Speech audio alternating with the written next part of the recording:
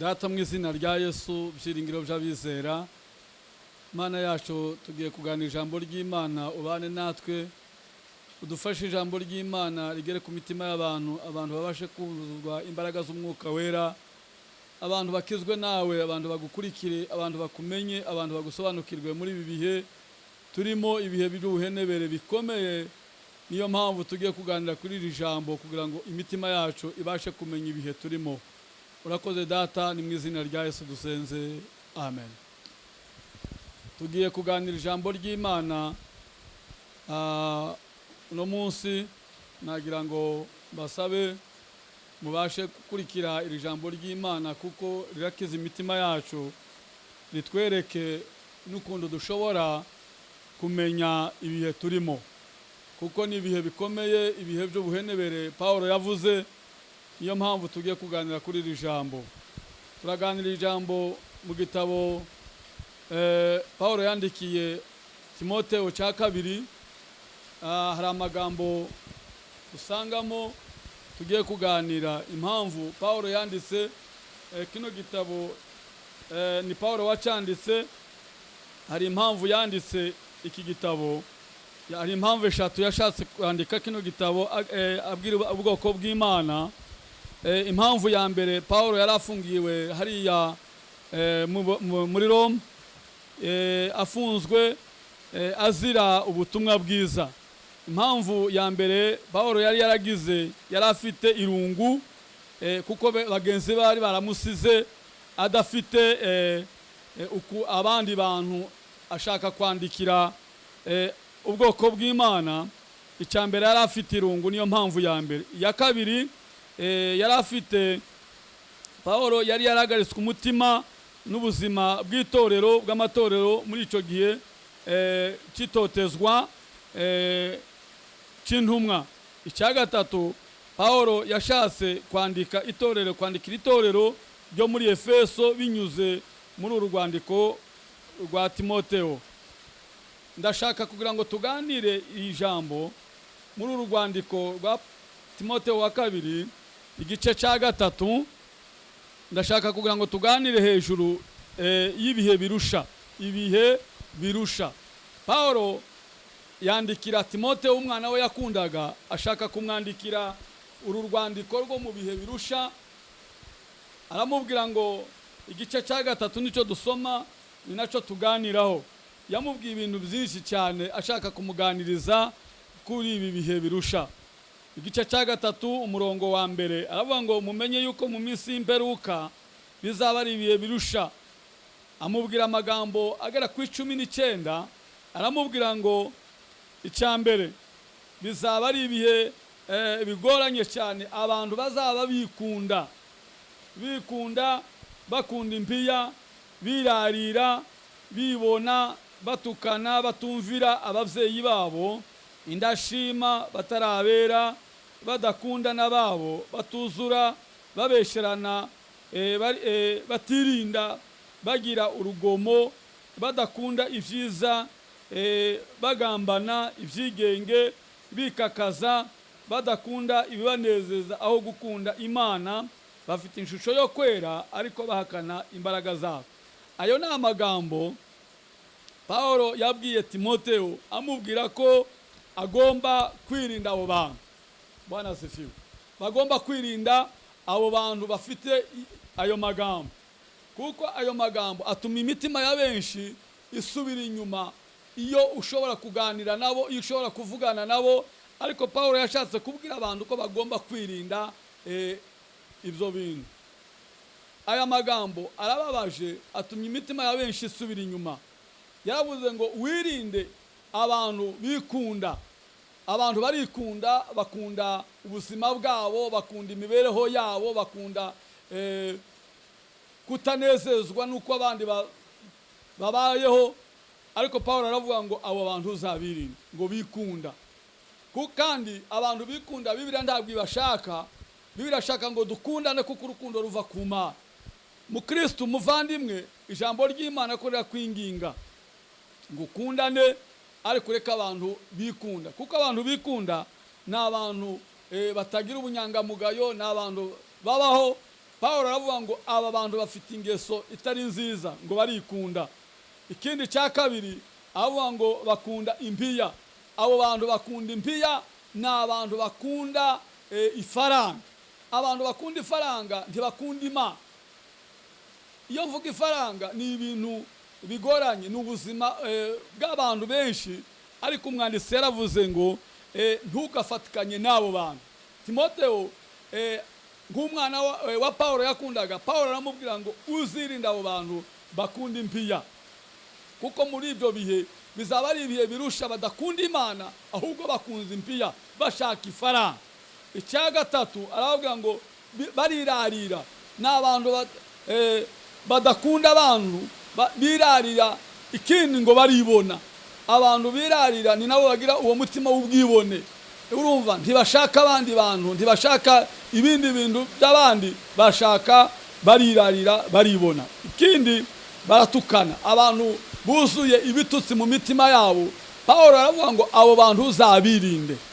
Aravuga ngo bizaba ari ibihe birusha, ibihe abantu bafite kunaniza abandi, ni ibihe birusha, ibihe bikomeye ugomba kwirinda. Muvandimwe mu Kristo, ibi bintu twavuze aha ni ibintu bigera ku 19, ingeso zitari nziza zidakwiriye abakristo. Ariko abakristo, twebwe nk'abakristo bakunda Imana, hari icyo ijambo ry'Imana ritubwira ngo tugire ingeso nziza z'abakwiriye abihana. Bavandimwe bakristo, ndakwinginze aya masaha ngo ugire ingeso nziza zikwiriye, wirinde bariya abantu, ntufatanye nabo. Pawulo yabwiraga Timoteyo aravuga ngo ntukifatanye nabo, ntukagendane nabo, kuko na abantu buzuye ubugome, n'abantu batuzuye buzuye ibintu bitari byiza. Ibi bintu ni ibintu bidakwiriye. Mukristo muvandimwe, ndakurarise ahantu uriho ari hose, wirinde bino bintu 19. Ni ibintu bibabaje imitima y'abizera, ngo baribona, baratukana, ntibumvira ababyeyi babo. Nindashima abo bantu, nindashima. Nubwo wamugirira neza, nubwo wamukorera neza, ariko nindashima. Abantu badashima, nubwo Imana ikorera abantu byinshi, abantu benshi ntibashima. Bibiliya yavuze ngo, Pawulo abwira Timoteyo aramubwira ngo ntufatanye nabo, ntukorane nabo, ntugendane nabo, nindashima. Ariko ijambo ry'Imana ritubwira ngo mu bibi no mu byiza tuzadushima Imana. Ijambo ry'Imana riraduhatira gushima Imana. Pawulo abwira Timoteyo, aramubwira nk'umwana we yakundaga cyane, aramubwira ngo uzaza ufatanya n'abantu bakorera Imana, abantu bafite ingeso nziza, abantu bafite gukunda Imana, abantu bafite gukorera Imana. Uza ukora ibikwiriye, ibi byo gushimwa, ntugakora ibyo bidashimwa. Yaramubwiye, usomye aho muri Timoteyo ibice muri icyo gice cya 3 umurongo wa 10, aramubwira ngo uzufatanye nanjye mu ngeso nziza, uzazufatanya nanjye. Haleluya. Ufatanye nanjye, ndabizi kuko hari ibyo uwanigiyeho, hari ibyo ugomba gufatanya nanjye. Haleluya. Aramubwira ngo hari ibyo ugomba gufatanya nanjye, ibyo wanigiyeho, hari ibintu 9 ugomba gufatanya nanjye. Ubutumwa bwiza Timoteyo Pawulo yabwiye Timoteyo, yaramubwiye ngo hari ibyo wanigiyeho, inyigisho zanje, n'ingeso zanje, n'imigambi yanje, no kwizera, no kwiyumanganya, n'urukundo, no kwihangana, no kurenganywa kenshi, no kubabazwa kenshi. Pawulo abwira Timoteyo, aramubwira ngo ibyo wanumvanye ari byo uzakoresha, ari byo uzagenderamo. Ndashaka kukubwira ngo hari ibyo twamenye, ubutumwa bwiza twahawe abakristo tugomba kugenderamo, n'urukundo rw'Imana, n'ingeso nziza, n'ukwizera. Abakristo tugomba gufata ijambo kwizera bikaba mu mitima yacu, ariko ntidukurikize izi ngeso zose. Pawulo yabwiye Timoteyo ati ntufatanye nabo. Abo bantu, ndashaka kubwira ngo ntufatanye n'abantu batizera, abantu batazi ubutumwa bwiza, banze kumvira ubutumwa bwiza. Ubundi umukristo ararengana. Pawulo yabwiraga Timoteyo, ugomba kurenganywa kuko nanje narenganijwe ariko ukazira ijambo ry'Imana. Ubu abakristo ho kurenganwa ahubwo yemera kurenganya aho kuvuga ngo arenganywe. Abakristo banone baragoye bo mu bihe birusha, ariko ndashaka kubwira ngo nubwo turi muri ibi bihe bikomeye, ibihe birusha, ndakwinginze ntugafatanye n'aba bantu ngo ukore ibi bintu bidakorwa. Ibi ni ibintu bizira. Umukristo ntagomba gukunda impiya, ntagomba gukunda impiya, ntagomba gutukana. Ibitutsi bigomba kuva mu bitekerezo by'umukristo ukavamo. Ariko abantu benshi bagendana ibitutsi, ugasanga karatukana, karakora ibintu bidakorwa. Ariko ndakwingiza inshuti yanje, aho uri, aho ukorera Imana, wirinde ibitutsi, wirinde amagambo yo gusebanya, wirinde amagambo adakwiriye. Umukristo agomba kuba umukristo nyawe. Paulo abwira Timote, aramubwira ngo nk'umwana wakunda wirinde ibi bintu 19, ariko ugira ibintu ugendera wanigiyeho ingeso nziza, arizo ugenderaho ingeso nziza zikwiriye umukristo. Ni ukuvuga ngo ugomba gukora ibyo umukristo wese akeneye mu buzima bwe, ni ukugira ingeso nziza. Ingeso nziza, imigambi myiza yo gukorera Imana, imigambi yo gutunganira Imana, imigambi yo gushaka Imana. Iyo dushaka, iyo tureba abantu bakoreye Imana, Bibiliya izimbwira abantu bakoreye Imana mu ngeso zabo nziza bararenganywa. Intumwa z'Imana zirarenganywa kubw'ubutumwa bwiza. Bibiliya izivuga ngo Timoteyo yakoreye Imana mu gihe cye, agaragaza impano z'Imana. Ugasanga Yakobo yararenganye, arakubitwa cyane, ndetse apfurupfu rubi rw'agashinyaguro kubera ubutumwa bwiza. Ni ntumwa nyinshi zarenganye kubera ubutumwa bwiza. Ndagusaba none nawe, nubwo urenganywa n'ibi bihe, uhahura n'ibihe bikomeye, ibihe by'ubuhenebere, ibihe bigoye, ariko ndakwinginze ngo we gutinya, we kubabara, uvuga ubutumwa bwiza, ukorera Imana mu gihe cyawe. Ntuvuge ngo turi mu bihe bikomeye. Ibi ni ibihe bizagera, ni ibihe bizabaho, ni ibihe tugezemo, ni ibihe tugomba kwitonda tukamenya Kristo nk'umwami wacu wadupfiriye. Ijambo ry'Imana riragusaba kugira ngo utunganye ubuzima bwawe. Abakristo ba none ndabasaba kugira ngo mwige kurenganywa mwuzira ubutumwa bwiza. Haleluya. Mwige kurenganwa, mwige kubabazwa muzira ubutumwa bwiza. Ijambo ry'Imana gusaba ngo urengane, ari kurenganira ijambo ry'Imana, ubabazwe, ubabarizwa ijambo ry'Imana. Haleluya. Ndakwinginze none, Paulo nta kindi yashakaga, yaravuze ngo bizaba ari ibihe birusha.